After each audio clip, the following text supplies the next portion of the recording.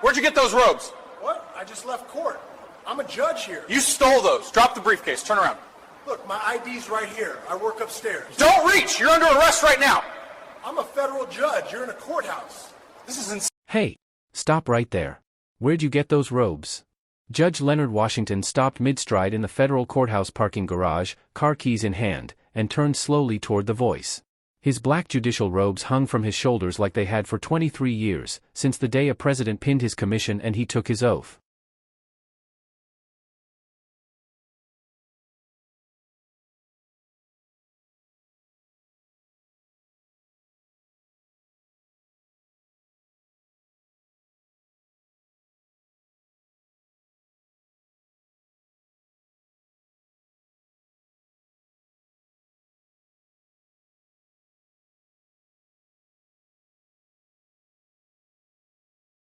The fabric was slightly worn at the sleeves from thousands of hours presiding over criminal trials, civil disputes, sentencing hearings.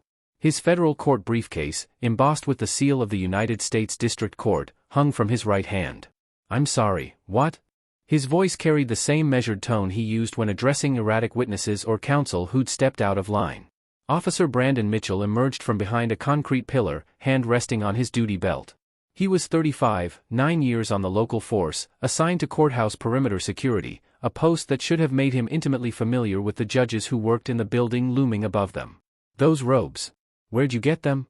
Washington looked down at his attire as if seeing it for the first time, then back at the officer. The late afternoon sun slanted through the garage's open sides, casting long shadows across the oil-stained concrete. A cool October breeze rustled the fabric of his robes. "I just left court. I'm a judge here." "Sure you are." Mitchell's voice dripped with sarcasm. His eyes narrowed. "Drop the briefcase. Turn around." The judge's jaw tightened, but his voice remained steady. "Officer, I work upstairs. I've worked upstairs for 23 years. I just finished a sentencing hearing in courtroom 6A. He shifted the briefcase to his left hand and reached slowly toward his inner pocket. "My credentials are right here. Don't reach." Mitchell's hand moved to his weapon. "You're under arrest right now. Turn around."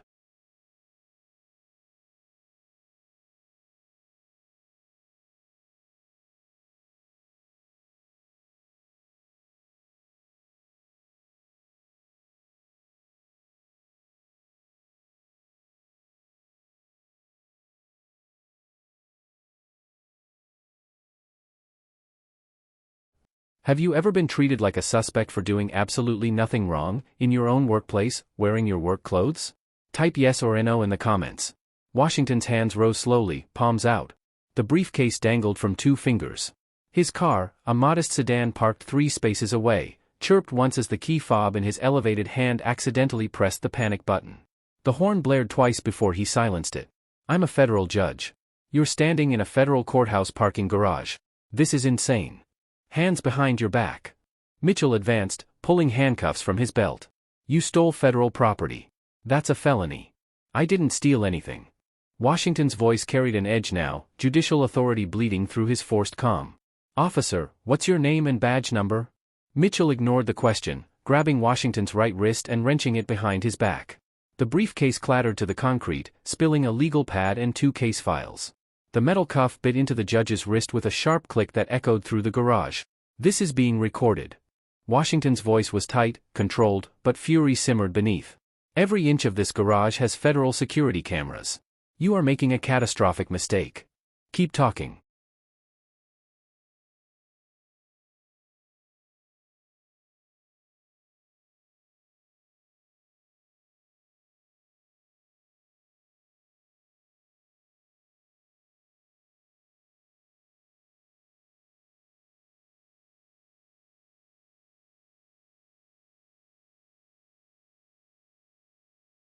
The second cuff locked into place.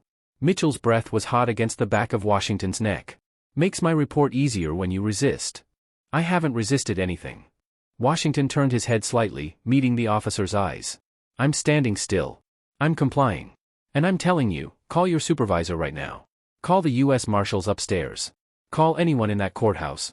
Do it now, and you might save your career." Mitchell grabbed Washington's elbow and steered him toward a patrol car parked illegally in a fire lane. The judge's leather shoes scraped against the concrete. His robes dragged behind him, one edge dipping into a puddle of motor oil. From the courthouse's third-floor window, a federal court clerk named Patricia Reeves pressed her face against the glass, phone already at her ear. She'd worked for Judge Washington for 7 years. She'd watched him arrive at 7:30 every morning and leave around 3 o'clock every afternoon, always in his robes because he refused to change in his chambers, said it reminded him he was still a public servant once he stepped outside. She was already speaking to the U.S. Marshal Service office 1 floor above. What Officer Brandon Mitchell didn't know, what he couldn't have known as he shoved a federal judge into the back of his patrol car, was exactly who he'd just handcuffed in an oil-stained parking garage. Leonard Washington had served on the federal bench for 23 years. Before that, he'd been a federal prosecutor for 12 years, handling organized crime cases, corruption prosecutions, and civil rights violations. He'd personally prosecuted 4 law enforcement officers for abuse of power under color of law. 3 were serving federal prison sentences. The 4th had taken a plea deal and testified against his department. Washington's record on the bench was equally distinguished: 847 criminal cases, 1,203 civil matters, and a reversal rate of less than 2%, one of the lowest in the circuit. He'd been appointed by a president, confirmed by the Senate, and held lifetime tenure. He answered to no one except the Constitution and the appellate courts above him. He'd sent corrupt police officers to prison. He'd ruled against federal agencies. He'd held governors in contempt. He had sentenced a state attorney general to 18 months for obstruction of justice. And now he sat in the back of a patrol car, hands cuffed behind his back, still wearing the black robes that symbolized the authority of the United States federal judiciary. If you believe in holding authority figures accountable when they abuse their power, hit that subscribe button. This story gets even more intense. Mitchell slid into the driver's seat and reached for his radio. Washington watched through the metal cage separating them. "Officer Mitchell," the judge said quietly, reading the nameplate on the dashboard mount, "before you call this in, I need you to understand something. I'm not angry. I'm not going to yell. But you need to stop right now. You're going to central booking." Mitchell picked up his radio microphone. "I'm going to ask you one more time." Washington's voice was surgical in its precision. "Call your supervisor. Tell them you've detained Judge Leonard Washington in the federal courthouse garage. Do it now." Mitchell froze, microphone halfway to his mouth. Something in the judge's tone, the absolute certainty, the complete lack of panic, finally registered. He turned in his seat. "What? Judge Leonard Washington." Washington enunciated each word carefully. "I've been on the federal bench for 23 years. I just left my courtroom. My chambers are on the 3rd floor. My clerk is named Patricia Reeves. My law clerk is David Chen. My bailiff is Mike Torres. I'm currently presiding over United States v. Calderon, a RICO case involving 17 defendants. We're in week 6 of trial. Call upstairs. Verify."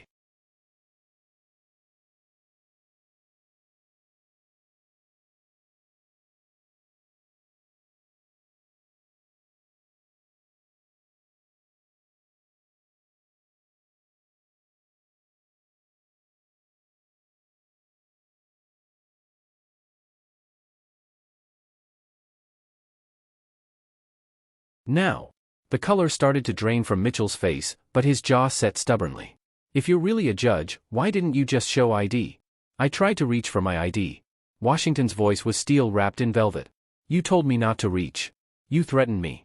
You arrested me for wearing my work clothes in my workplace parking garage." Mitchell's hand trembled slightly on the microphone. He pressed the transmit button. "Unit 47 to dispatch." The radio crackled. "Go ahead, 47.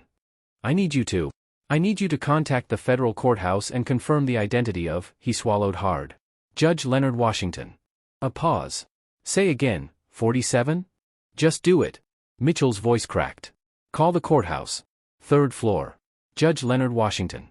Washington sat perfectly still in the back seat, watching the officer's reflection in the rearview mirror. His wrists ached where the cuffs bit into skin. His robes were bunched awkwardly beneath him. But his face remained calm, almost serene. He'd presided over hundreds of cases exactly like this, officers who'd let bias override training, who'd seen a black man in a professional space and assumed he didn't belong. The only difference was that usually, he was the one in the elevated chair, looking down from the bench. 90 seconds passed. Mitchell's radio exploded with activity. "Unit 47, be advised," the dispatcher's voice was urgent, almost panicked. "Judge Leonard Washington is confirmed as a sitting federal judge, 3rd floor chambers, federal courthouse. Repeat, confirmed federal judge. What is your status?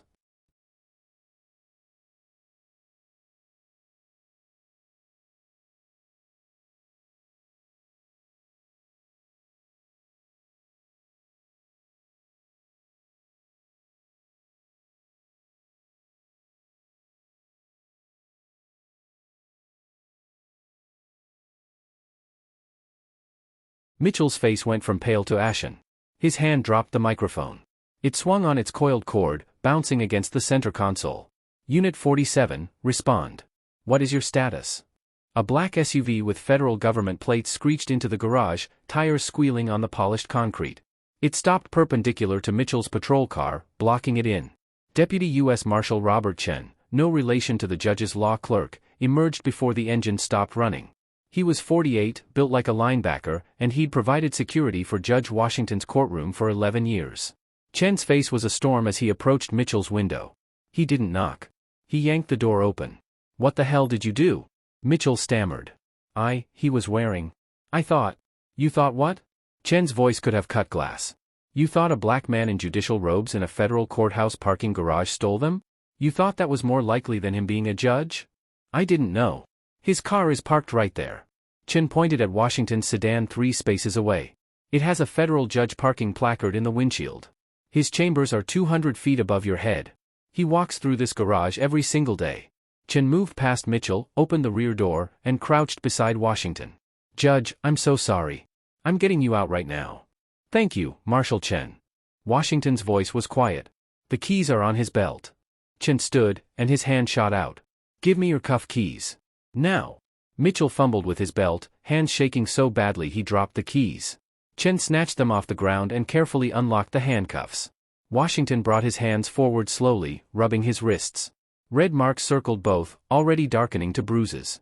Chen helped the judge out of the patrol car and steadied him as he stood. Washington's robes fell properly around him again. Chen picked up the briefcase and case files from where they'd fallen, brushing off the oil stains. Are you injured, Your Honor? Chen's voice was gentle now, the rage redirected. Physically, I'll be fine. Washington accepted his briefcase. But Marshal Chen, I want everything documented. Every camera angle. His body cam footage. Dispatch recordings. Everything. Already done, sir. I called it in the second I got the call from your clerk. Chen turned back to Mitchell, who stood beside his patrol car looking like he might be sick. You. Don't move. Don't touch your radio. Don't call anyone. Your supervisor is en route. Do you think the officer should have just apologized and walked away at this point? Let me know below. But Mitchell didn't move. He stood frozen, one hand on his patrol car's hood, watching as 3 more federal vehicles entered the garage. A second U.S. Marshal. An FBI agent who'd been in the courthouse for testimony. And a woman in a sharp suit, the U.S. attorney for the district, who'd been meeting with Judge Washington's colleague on the second floor when word spread. U.S. Attorney Sarah Mitchell, no relation to the officer, thank God, approached with her phone already recording. Judge Washington, are you all right? I am now, Sarah. Washington straightened his robes. But I want this prosecuted. Her eyes were hard. Title 18, Section 242. Deprivation of rights under color of law. I'll personally handle it. Officer Mitchell finally found his voice. I made a mistake. I'm sorry. I didn't know. You didn't know because you didn't ask. Washington turned to face him fully for the first time since being uncuffed.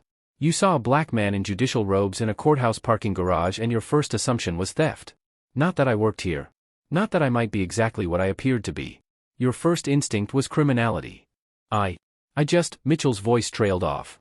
He had no answer. There was no answer. A white sedan with police supervisor markings pulled into the garage. Captain Dennis Rios emerged, took one look at the scene. His officer, the U.S. Marshals, the U.S. Attorney, and Judge Washington in full robes, and closed his eyes briefly as if in pain. Captain Rios. Washington's voice was formal now, judicial. Your officer arrested me for wearing my judicial robes in my workplace parking garage. He refused to verify my identity. He threatened me when I reached for my credentials. He handcuffed me. He detained me. And when I asked for his supervisor, he refused. Rios turned to Mitchell. Is this true? Mitchell opened his mouth. Closed it. Opened it again. No words came. Answer me, Mitchell. Did you arrest Judge Washington? Yes, sir. But I didn't know he was. You didn't know because you didn't verify. Rios's voice echoed through the garage. What was your probable cause for the stop? He was wearing judicial robes and I thought. You thought what? That's not probable cause. That's not even reasonable suspicion. That's bias. Washington interjected quietly. Captain Rios, I'd like to know how many complaints Officer Mitchell has on his record. Rios's jaw tightened. He pulled out his phone, pulled up a database, and his face went pale. 8, Your Honor.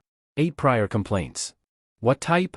All racial profiling allegations. The garage fell silent except for the hum of fluorescent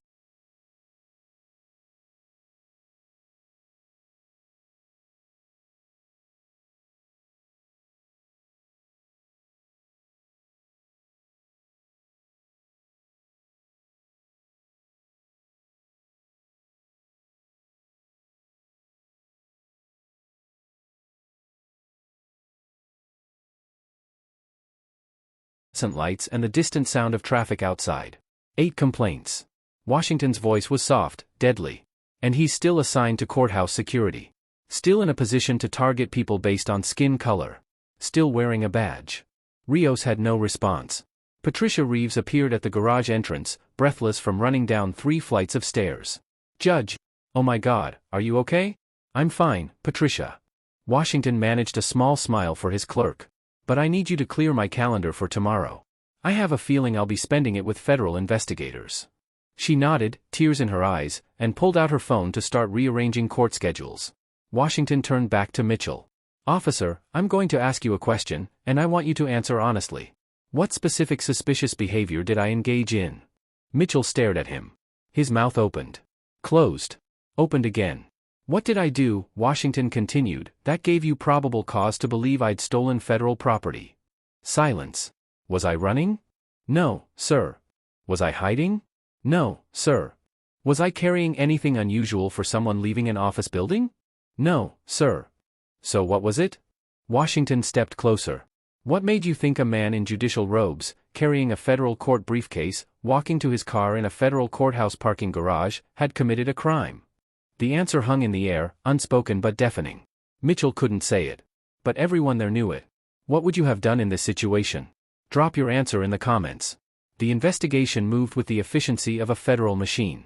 The U.S. Attorney's Office opened a civil rights case within 48 hours. The FBI assigned 2 agents. The U.S. Marshals Service launched an internal review of courthouse security protocols.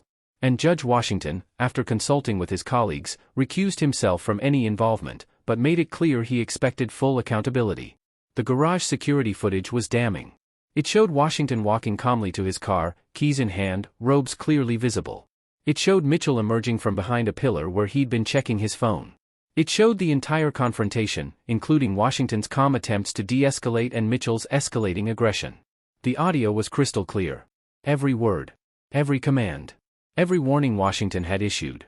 Mitchell's bodycam footage was even worse. It captured his muttered comment before approaching, "What's this guy doing?" The assumption, the bias, preserved in digital video forever. The federal investigation uncovered Mitchell's pattern. In his 9 years on the force, he'd stopped black individuals at 3.8 times the rate of white individuals in similar circumstances.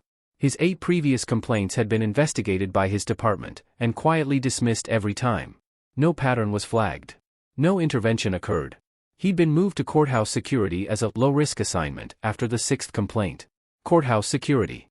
Where federal judges, including 3 black judges, walked every single day.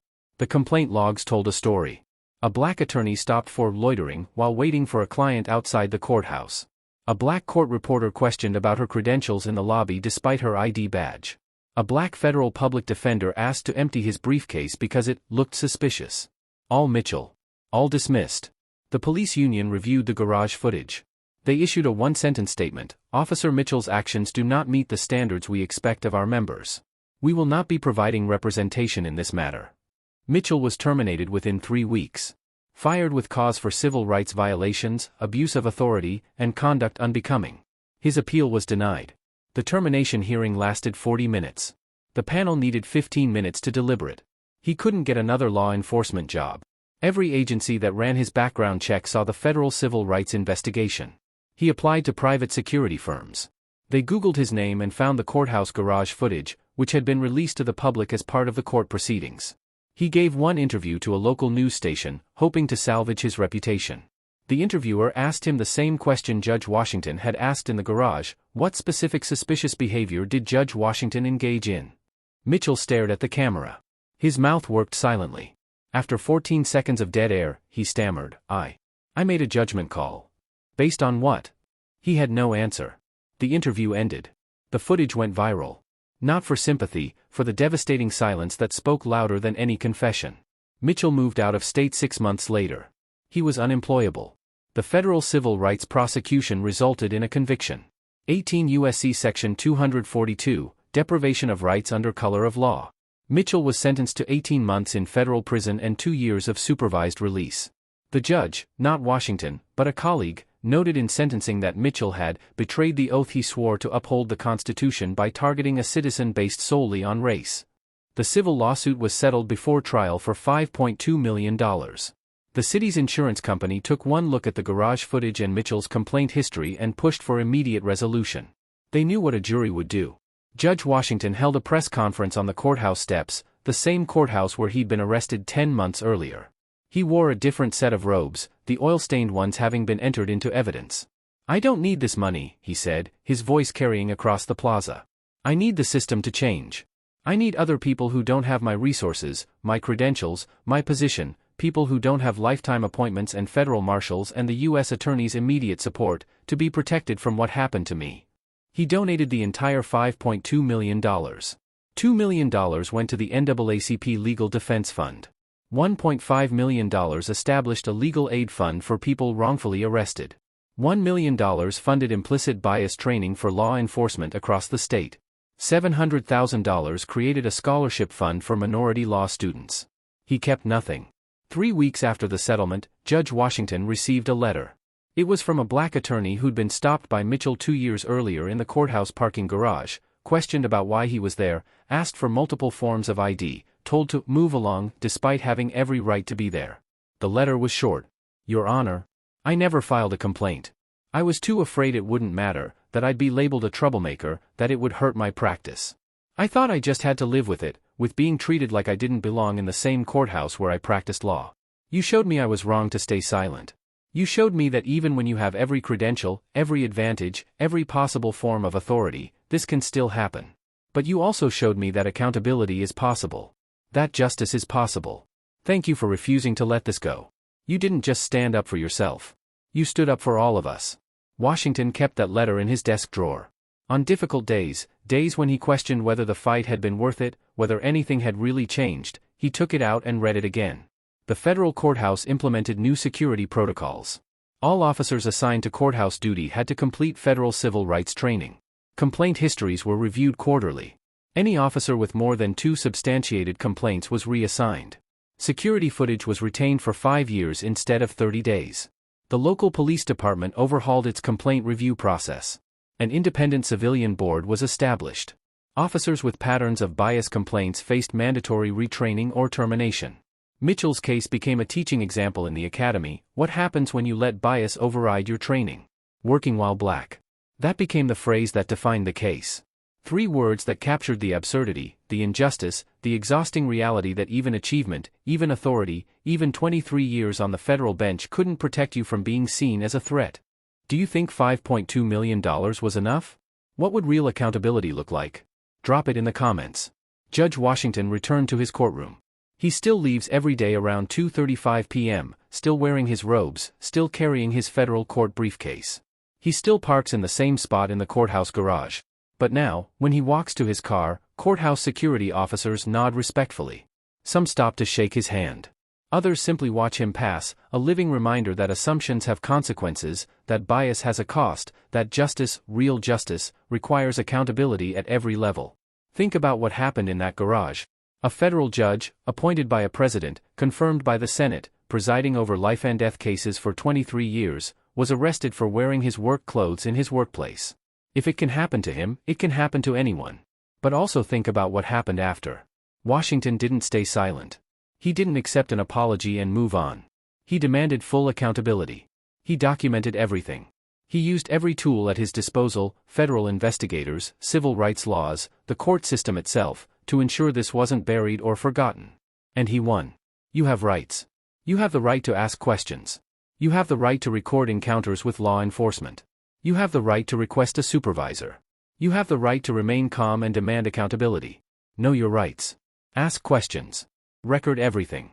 Call 911 if something feels wrong, even if the threat is wearing a badge. Don't let anyone, badge or not, make you feel like you don't belong where you have every right to be. Judge Washington wasn't special.